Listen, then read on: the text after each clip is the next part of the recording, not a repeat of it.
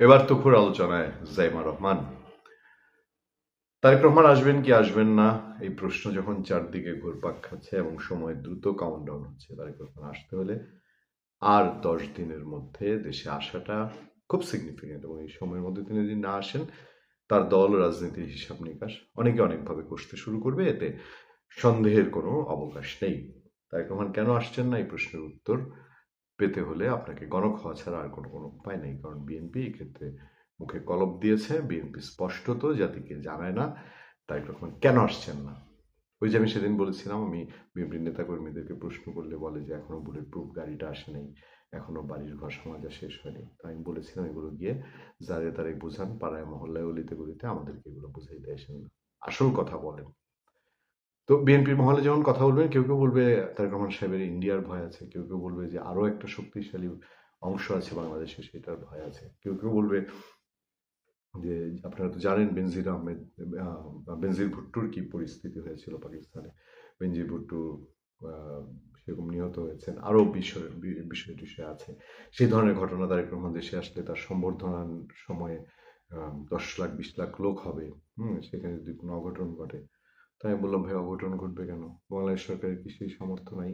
বাংলাদেশ সেনাবাহিনী এখন ফিল্ডে আছে, আপনি কি বাংলাদেশ সেনাবাহিনী সরকারকে, আপনার সরকারের ক্ষমতাকে ছোট করেন? তা অন্য কিছু প্রশ্ন করি, তাহলে কি সরকার চায় না, এরকম বোঝাতে যাচ্ছেন? তো তখন আর ঠিক উত্তরটা দেয় না, তখন অন্যভাবে পাশ কাটিয়ে যায়। তো এরকম যখন একটা সিচুয়েশন বিএনপির মধ্যে, তখন বিএনপিতে আলোচনায় নাম চলে এসছে তারেক রহমানের বড় মেয়ে জাইমা রহমানের। জাইমা রহমানের নামটা বিএনপিতে যখন আসে, তখনই আমার শ্রদ্ধার সাথে মনে পড়ে যায় বাংলাদেশের প্রয়াত শিক্ষাবিদ, একসময় রাজনীতিবিদ ডক্টর জাফরুল্লাহ চৌধুরীর কথা।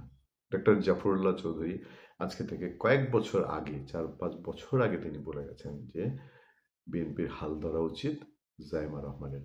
জানি না সেই পথ কিনা, সেই লক্ষণ কিনা, কিন্তু আমার সামনের যে খবরটা হচ্ছে এরকম। বাংলাদেশ জাতীয়তাবাদী দল বিএনপির এক ভার্চুয়াল সভায় প্রথমবারের মতো অংশ নিয়েছেন দলের ভারপ্রাপ্ত চেয়ারম্যান তারেক রহমানের মেয়ে জাইমা রহমান। এর একটি ভিডিও এরই মধ্যে সামাজিক যোগাযোগ মাধ্যমে ভাইরাল হয়েছে।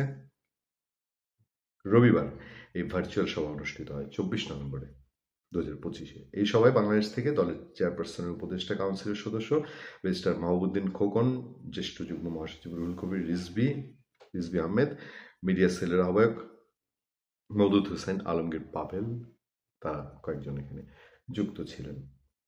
ওই ভিডিওটি 29 সেকেন্ডের, যেটা ভাইরাল হয়েছে, 29 সেকেন্ডের ভিডিওতে জাইমা রহমান উপস্থিত সবাইকে ধন্যবাদ জানিয়ে বলেন, ওই মিটিং এর একটা পার্ট, বক্তৃতার একটু অংশ বোঝা যায় যে 29 সেকেন্ডের ভিডিওটি ভাইরাল হয়েছে, যে এত কাজ যে করেছেন, আপনাদের চিন্তা ভাবনায় কি অসুবিধা সুবিধা এটাও বললেন।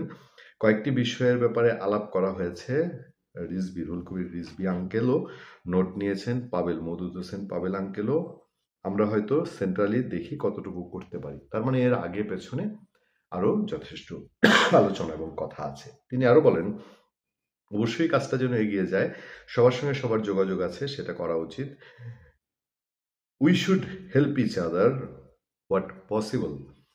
মাউদ্দিন খোকন, মানে খোকন আঙ্কেল, সুন্দরভাবে বুঝিয়ে দিয়েছেন যে সময় অনুযায়ী কিভাবে করা উচিত, ওটা যেন আমরা দেরি না করি। আর এখানে যে স্কেজুলটা আছে, মানে স্কেজুল আছে, ওই অনুযায়ী প্যারাটাইজ করে কাজ করা উচিত।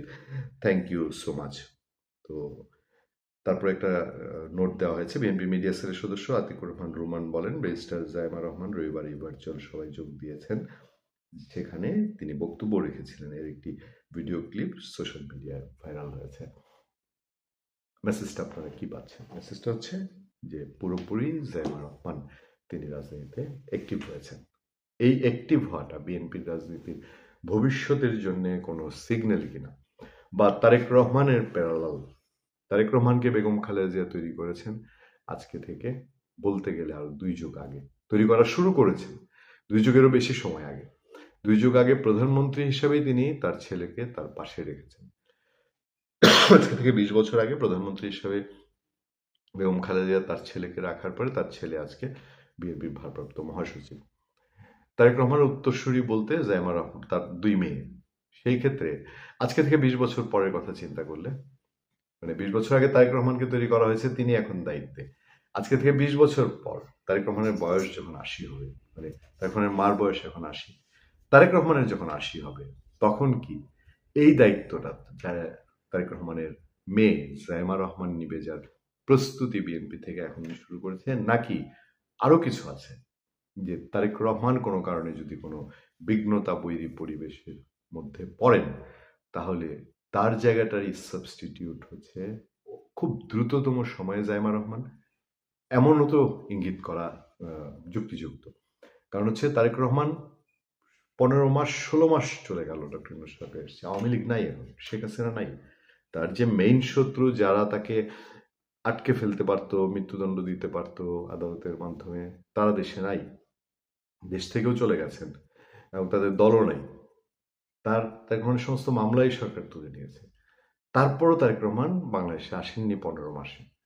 তার পক্ষে স্পেশাল জেট প্লেন ভাড়া করে আসা সম্ভব, সেই বিত্ত বৈভব তার আছে, সেই সব বা তার দলের লোকজন তাকে সাপোর্ট দেওয়ার জন্য প্রস্তুত। তার মা ক্রিটিক্যালি অসুস্থ, সেই ক্রিটিক্যাল অসুস্থ মার পাশে এসে তিনি কি সেবা করবেন কিনা, এইসব নানা প্রশ্ন তখন যখন তারেক রহমান আসছেন না, নাই, সেই সময়ে জাইমা রহমানের এই উপস্থিতি একটা বড় সিগন্যাল কিনা। ভালো থাকবেন, সুস্থ থাকবেন। আপনার সাথে আমি আতিক রহমান, পূর্ণিয়া।